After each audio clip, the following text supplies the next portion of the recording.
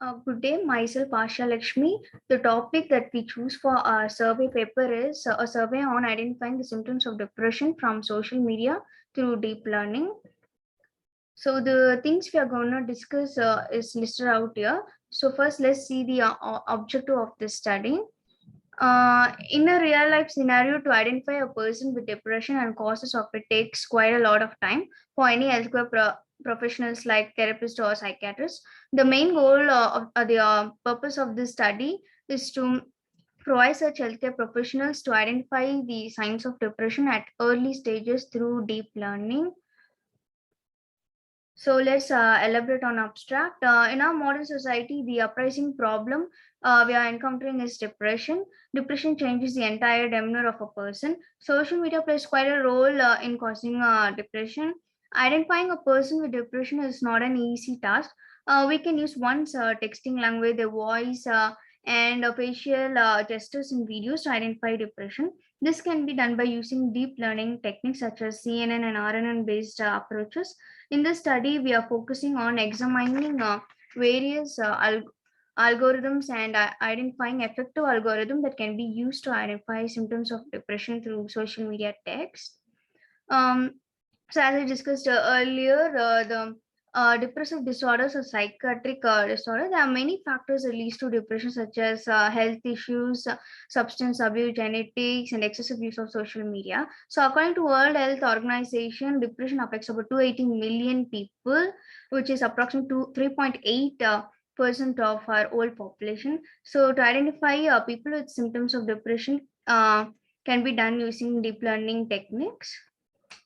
Now let's discuss about the findings of each paper. So the first paper I have referred is Deep Learning Detection of Twitter Users, written by Ahmed Uzani Orabi and others. The paper was published in the year of 2018.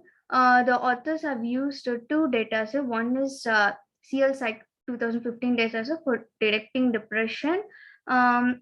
And the other one is Bell Let's Talk dataset for text generalization. For feature extraction, they use two word-to-wake embed features. One is skipgram and the other one is continuous bag of words. And then used a random word embedding and optimized form of the word embeddings.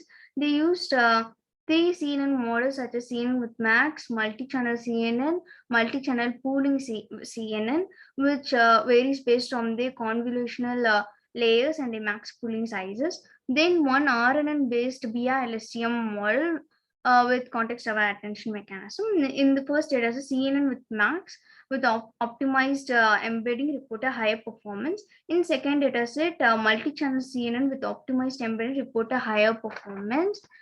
And then the title of the next paper is Predicting Depression Tendency Based on Image, Text, and Behavior Data from Instagram, written by Yu Xinyong and others. Year of publication is 2019. Here they collected data based on hashtags and posts relating to depressed and non-depressed users.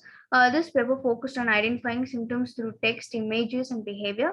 But as our focus is only on text, we are only focused on the features, text features alone. The word-to-wake embed feature is used for text feature extraction, and the CNN model is used for classifying. The result obtained with textual features and CNN is quite less than the combined form of text, image, and behavior. Then the title of the next paper is Detecting of Suicidal Ideation in Social Media Forums using Deep Learning, written by Michael Mesfin Tedeschi and others, published in Jan 2020. Here they use the dataset of Reddit users. They utilize two ways for feature extraction. One way is use of NLP techniques such as TF, IDF, Bow, and statistic characteristic. And the second way is using word-to-wake, and then they exploit certain traditional machine learning algorithms such as SVM, naive Bayes, random forest, XGBoost, and deep learning models such as CNN, LSTM, and they combined form. The combined form of LSTM and CNN with word-to-wake feature provide a higher performance rate. And then for the next paper, the title is Early Depression Detection from Social network using deep learning techniques, written by Faisal Muhammad Shah and others, published in June 2020. They have gathered the dataset of Reddit users from early detection of depression in CLEF ERIS 2019. For feature extraction, the author has used a trainable ML, Glow embed, word-to-vec embed, faster embed, metadata features embed methods, and made use of BI-LSTM model, and found that word-to-vec and meta features with BI-LSTM performed well. And then the title of this paper is a comprehensive empirical analysis on cross-domain semantic enrichment for detection of depression language, written by Naushad Farooq and others, and published in the year of 2021. Here they use two datasets, one from advanced research team on Twitter users and the other from research group at University of Ottawa on Twitter users.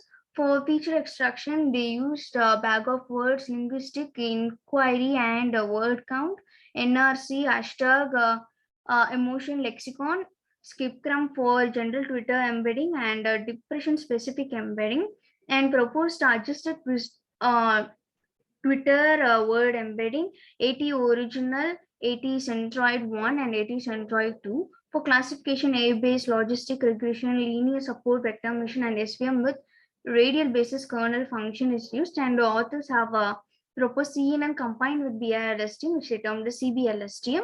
In dataset 1, LSVM AT showed higher performance. In dataset 2, RSVM AT showed a higher performance. And then let's talk about the paper, deep learning for prediction of depressive symptom in a large textual dataset, written by MD Ziauddin and others, published in the year 2021, month of August. Here two datasets were collected from a public Norwegian internet channel. Here they used feature predefined by medical specialists and named as proposed features. Then utilize one hot encoding and TF-IDF for feature extraction. For classification, they use LSTM model and compared with standard models and found proposed features with one hot encoding with the LSTM showed higher performance.